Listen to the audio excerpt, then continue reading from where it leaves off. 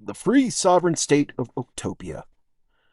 How Creating a Joke Nation Taught Me Where Our Origin Stories Come From. Written and read by yours truly, Oakie McDoakie, screw-ups and all. At the end of my last essay, What Comes After the American Dream, I implied that I not only moved past identification with the American dream, but that I'd also arrived at a kind of mythless way of being and thinking. Not true. Or so I found out, to my embarrassment. I suspect it's something about the way our human minds work. It's hard, nearly impossible, to encounter the world without interpreting it through some story or other. It's how we cook raw data into meaning.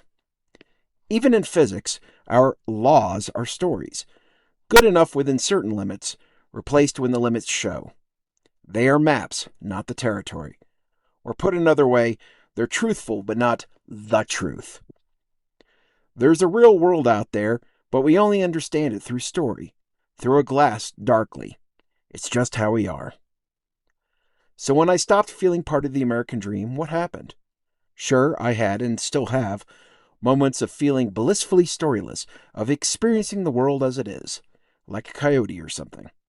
It's liberating, but it doesn't hold. My story-spinning brain won't let it. A new story started to replace it, not that I thought of it that way or planned it. Even after stepping away from the American dream, I find myself getting worked up over national news. Even if I tell myself I don't believe in upward mobility, the suburban good life, American exceptionalism, and all that anymore, my pulse still jumps when the headlines roll in. Solution? Invent a new story, one that's mostly a joke. Hippie's End is the place I live, but I also think of it as my own nation, the free sovereign state of Oaktopia, a polity comprised of myself, Sissy the pit bull, some squawking quail, and whatever other plants and animals happen to be living on my 2.75 acres. We've got our own flag, a spoof version of the Gadsden flag, and a year-round calendar of national holidays, including Talk Like a Pirate Day, Tolkien's birthday, and Festivus. Like I said, mostly a joke.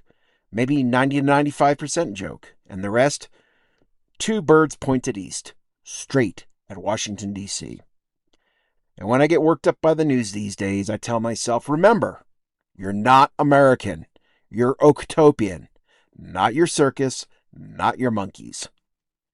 It sounds ridiculous, but it works. It keeps me sane-ish. You know, I've told a lot of stories about who I am over the years, and several still stick around. They all tell truths about my origins and identity, even if some seem to contradict.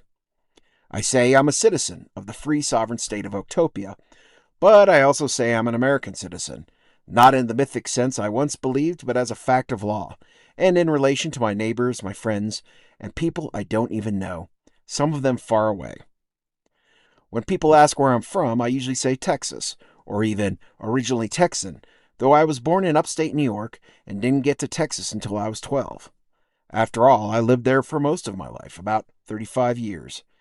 And when I think of Texas as home, I mostly mean the lower Rio Grande Valley, the southern tip, not the DFW Metroplex, where I actually lived much longer. Nowadays, I might say I'm New Mexican since I live here. But in my heart, if not Oaktopian, then Tauseño. My world is the Taos Valley, even though I've only been here 4 years. Overlapping stories, all true in their own ways.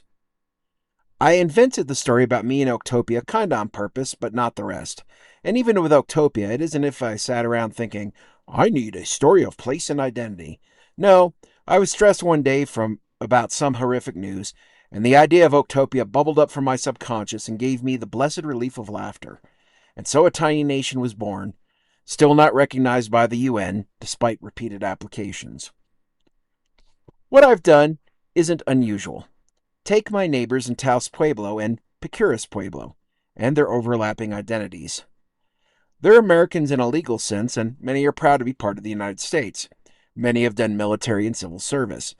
Yet they're also not Americans in another sense.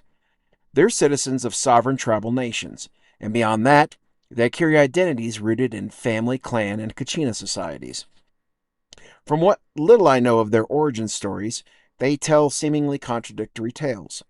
Taos Puebloans say their ancestors emerged into this world from Blue Lake, the headwaters of the Rio Pueblo de Taos, which waters their own town and fields.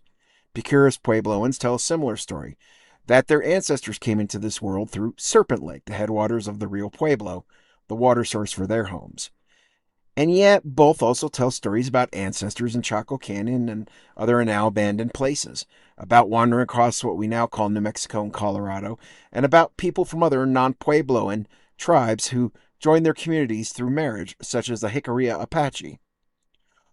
All these stories and identities are true at different levels. None cancel the others.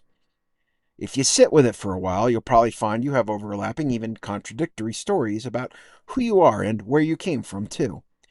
You'd hardly be human if you didn't. And if you look back a decade or three, you'll likely find that some of these stories have shifted. Others have fallen away. A few surprised you by sticking around. That's how it's been for me. When the American dream started chafing, I feared giving it up, feared losing it. You might call it an existential crisis. Who would I be without it? Where would I belong? What would I do? The mind abhors a vacuum. New stories took their place. For me, better stories. Much better. Hopefully better stories yet to come. If you like this, you can tip me on ko-fi.com/Oakie McDoakie or follow me on Substack and the socials. Just go to oakiemcdoakie.com. Until the next time, don't let the bastards wear you down.